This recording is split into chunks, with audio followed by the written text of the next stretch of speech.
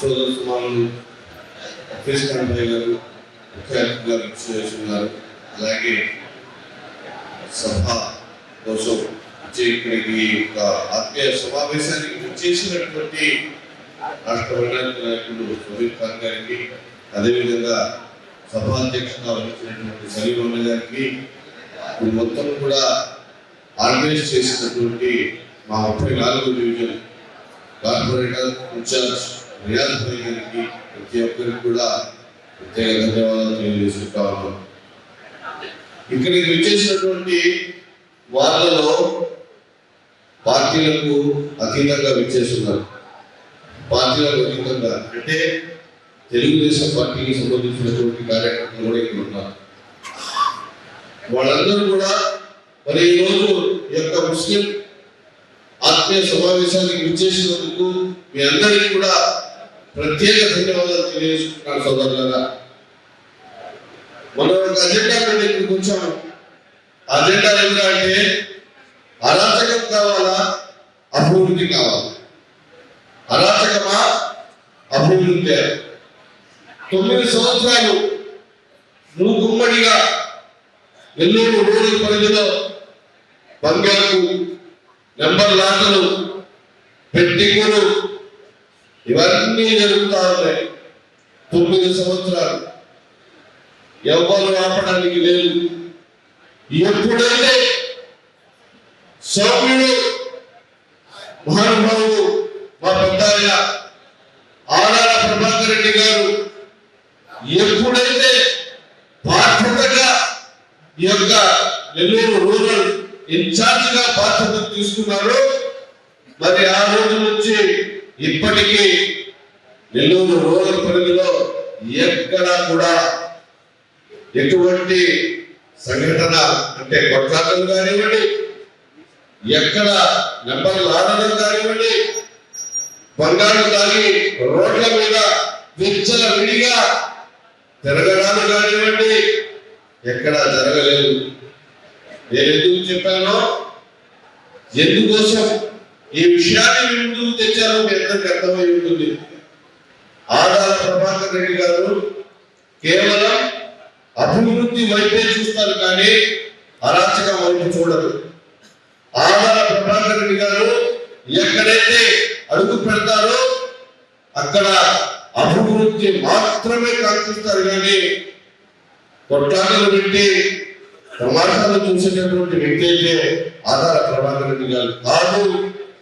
దయచేసి ఈ యొక్క నెల్లూరు రూరల్ పరిధిలో ఆధార ప్రభాకర్ రెడ్డి గారు గెలిస్తే గెలవకుండానే 9 నెలల్లో 150 కోట్ల రూపాయల సంక్షేమం మరి నెల్లూరు రూరల్ పరిధిలో జరిగింది అంటే ఆ ఘనత ఆధార ప్రభాకర్ రెడ్డి గారిని. 34వ డివిజన్లో 40 సంవత్సరాల నుంచి ఎదురు చూస్తూ ఎంతో మంది నాయకుల దగ్గరికి పోయి అడిగి విసిగి పోయినటువంటి కబరస్థాన్ శ్మశాన వాటిక 35 లక్షల రూపాయలు వెచ్చించి మరి దాన్ని కట్టించి మాకు ఇచ్చినటువంటి ఘనత ఆధార ప్రభాకర్ రెడ్డి గారు.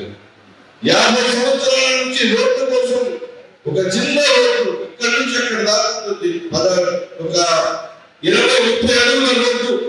ఆ రోడ్డు వేయమని చెప్పి ఎంతో మంది అధికారులను, ఎంతో మంది నాయకులను కలిసారు 34వ డివిజన్లో. మరి ఈరోజు ఆ రోడ్డు కూడా పూర్తయిపోయింది. అదేవిధంగా 41వ డివిజన్లో, 30వ డివిజన్లో, 31వ డివిజన్లో రామకోట నగర్లో మసీదు ప్రాంగణం మీ అందరూ చూస్తానే ఉన్నారు. ఇంత చక్కగా అభివృద్ధి జరుగుతా ఉంది. మరి ఈ అభివృద్ధి ఇదే విధంగా జరగాలి అంటే మళ్ళీ మనకు ఆదాల ప్రభాకర్ రెడ్డి గారు ఎమ్మెల్యేగా రాకముందే ఎంత జరిగింది, ఎమ్మెల్యేగా వస్తే ఎంత జరుగుతుంది, ఆయన ఎమ్మెల్యేగా వస్తే ఎంత జరుగుతుంది ఒక్కసారి ఆలోచించండి. ఆలోచించి మీరు ఓటును సక్రమంగా వేయండి. డబ్బులు తీసుకోండి, వాడిచ్చినా తీసుకొని ఓటు మాత్రం వైఎస్ఆర్ కాంగ్రెస్ పార్టీకి వేయండి. ఎందుకు ఎందుకంటే ముస్లింల పక్షపాతి చెప్పడం కాదన్నా 7 సీట్లు ఇచ్చి మరీ చూపించారన్నా ముస్లింల పక్షపాతి జగన్మోహన్ రెడ్డి గారిని చెప్పలేదు. ఆయన చేసి చూపించాడు. పథకాలు కాదా ఆయన ఎడ్యుకేషన్ కావాలి, మీరు ఎడ్యుకేషన్ రావాలి, మీరు విద్య మీకు కావాలి. ఆ విద్య లేకుండానే ఈరోజు మీరు మెకానికులుగా, మరి ఈరోజు మీరు ఆ రిక్షాలు తోలుకునే వాళ్ళుగా, రిక్షా మెకానికులుగా, తర్వాత వచ్చేసి పువ్వుల పండ్ల దగ్గర కూరగాయల మార్కెట్లలో ఆ మూటలు వేస్తూ ఇలా బతకడం కాదయ్యా. మీరు కూడా విద్యావంతులు ఉన్నారు. మనలో ముస్లిం సమాజం కూడా విద్యకు దూరం అయిపోతా ఉంది. ఎందుకంటే ఆర్థికంగా మనం లోపావతిలో ఉన్నాం కాబట్టి. దానివల్ల ఇప్పుడు జగన్మోహన్ రెడ్డి గారు వచ్చిన తర్వాత స్కూల్ బ్యాగ్ కాడ నుంచి, బూట్ల నుంచి, సాక్షుల దగ్గర నుంచి, బ్యాగ్ కాడ నుంచి, నోటు పుస్తకాలు ఇవన్నీ ఉచితంగా ఇచ్చి, అమ్మా మీ పిల్లల్ని బడికి పంపించడానికి మీరు సంవత్సరానికి 15,000 రూపాయలు అమ్మఒడి రూపాయల మీ అకౌంట్ లో వేస్తాను అని చెప్పి వేసి మరి పిల్లల్ని బడికి పంపించి మంచి ఎడ్యుకేషన్ ని గవర్నమెంట్ ప్రభుత్వ పాఠశాలలో అందిస్తున్నారు అంటే ఆ ఘనత జగన్మోహన్ రెడ్డి కదా. మరి విద్యకు దూరం అవుతున్నటువంటి మనము మరి ఈరోజు విద్యకు తీసుకోవాలి, విద్యను మనం చదువుకోవాలి అంటే ఈ యొక్క బీజేపీ ప్రభుత్వం ఎన్నో కుట్రలు కుతంత్రాలు చేసి జెండాల్ని అజెండాగా చేసుకొని 3 జెండాలు పైన వేసుకొని మరి ఈరోజు తెలుగుదేశం పార్టీ నాయకులు మన ముందుకు కలబెల్లి మాటలు చెప్పుకుంటా వస్తా ఉన్నారు. అలాంటి వ్యక్తుల్ని దూరం పెట్టండి.